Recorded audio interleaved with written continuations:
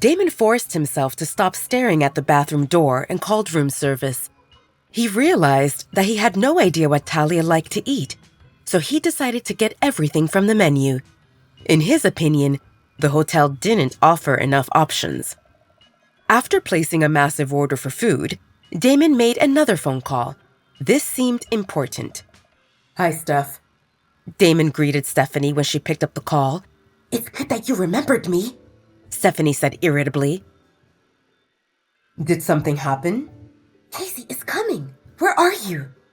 "We are on the way home," Damon responded. He didn't care about Casey. "When will you reach here?" "Not sure. Something came up. That's why I'm calling." Stephanie felt struck with concern. "Are you kids okay?" Damon smiled a little. Stephanie always treated them like kids. "We are fine, but we are bringing someone with us. I want you to prepare a room for her." "All right." Stephanie didn't think much about it.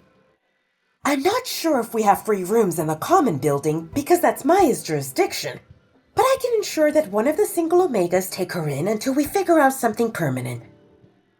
The possibility of Talia being with some random person and away from Damon seemed out of the question. "No, she will stay in the packhouse in my old bedroom." Stephanie paused.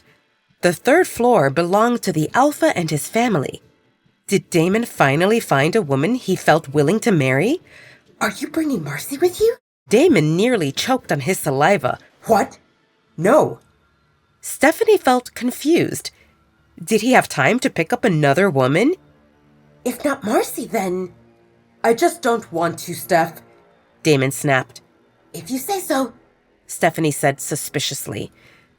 Since Damon became Alpha, they took in many members who lived as rogues or came from other packs, and no one got to stay in the packhouse. And this represented Damon's old room, on the third floor that stayed off limits for anyone not related to Alpha. Damon rubbed his face forcibly. He had a good idea related to what Stephanie thought about. "Don't make a big deal when there is none. The girl got hurt and she had a hard time. She seems timid and I believe that she doesn't have a wolf. I can't let her mingle with others until we ascertain her condition. Oh, and tell Travis to be ready to accept a patient. I want her to get a full checkup when we arrive." "I will," Stephanie agreed. She didn't want to probe into this further. She saw Damon as her child, but she couldn't ignore the fact that he represented her Alpha, and she shouldn't question him. Anyway, there were other things for her to deal with. "Can you give me an estimate on when you will reach here?" "Probably tomorrow morning." Stephanie groaned in frustration. That's when Casey would come, and Stephanie really didn't want to deal with her. "Please hurry and drive safely." Damon hummed in agreement and ended the call. He looked at the bathroom door and listened to the sound of the shower, wondering if Talia had finished. The warm water of the shower allowed Talia to relax and forget about the troubles outside of that bathroom. Most of her wounds had scabbed, so shampoo didn't sting. But the bruises still hurt when she moved or washed bruised parts of her body. She would love to stay under that trickling warm water forever, but alas, all good things come to an end. Talia wrapped herself in a towel and observed her bruised appearance in the mirror while wondering how long it would take to heal. Talia delayed getting ready. Getting ready meant stepping outside, and there, a scary Alpha waited for her. Could she stay in the bathroom forever? Talia shook her head helplessly. What point existed in avoiding the inevitable? Talia couldn't help but wonder, why would he help her to leave the Red Moon Pack?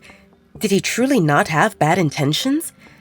Talia didn't know about Damon's reputation, but she heard that Alpha seemed strong and prideful, always chasing power and proving their dominance, and they didn't go out of their way for anyone. Damon seemed different, confusing.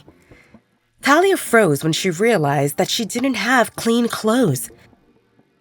She would put on the ones she wore previously, but they had dried bloodstains and definitely didn't seem like something she should put back on. Talia collected her few possessions from the Red Moon Pack and bunched them into an overused bedsheet. but they stayed in the trunk of the car, and if Damon acted nice enough to bring them, they remained in the room and not in the bathroom where she needed them. Now what? Talia saw a bathrobe hanging on the hook next to the shower and decided to put it on. After a few deep breaths, Talia held onto the doorknob and opened the door ajar, just enough to peek into the hotel room. Part of her hoped that Damon slept, or that he left and that there would be no one in the room.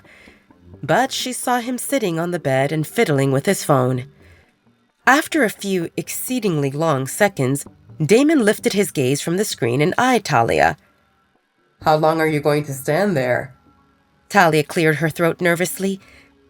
Did you bring my things from the car? He didn't. When they got into the hotel, Damon carried Talia and Caden brought only Damon's suitcase. What do you need? Clothes? Damon waved at Talia to come into the room. First, I want to check your injuries. He cocked an eyebrow when he saw that she didn't move, half hidden behind the bathroom door. Please, come on. I won't hurt you.